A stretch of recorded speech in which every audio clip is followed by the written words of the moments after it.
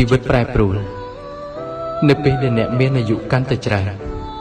នោះអ្នកនឹងយល់កាន់តែច្បាស់ពីឆាកជីវិតគ្រប់បែបយ៉ាងអ្នកនឹងមានអារម្មណ៍មួយចង់រស់នៅក្នុងស្ថានភាពដ៏សាមញ្ញបំផុតដូចមនុស្សទូទៅហើយអ្នកនឹងលែងមានអារម្មណ៍ចង់ឈ្នះចង់ចាញ់នរណាម្នាក់ដោយកាលនៅពីក្មេងទៀតហើយឆាកជីវិតមិនទៀងទាត់សុខភាពក៏លែងស្ដាប់តាមបញ្ជាពេលវេលាក៏ផ្លាស់ប្ដូរចរិតមនុស្សក៏ប្រែប្រួលពេលជួបគ្រោះមិត្តពិតតែងព្រួយបារម្ភមិត្តខ្លាំងខ្លាយតែងសោយចំអកនេះហើយមេរៀនជីវិតដែលស្លាប់ទៅហើយ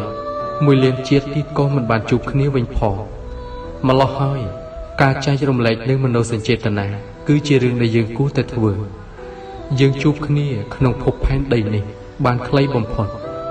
តែស្លាប់ទៅហើយគឺបែកគ្នាជារៀងរហូតបែកគ្មានថ្ងៃជួបគ្នាវិញទេធម្មជាតិនេះសាហាវខ្លាំងម្ល៉េះហើយនៅពេលដែលមានជីវិត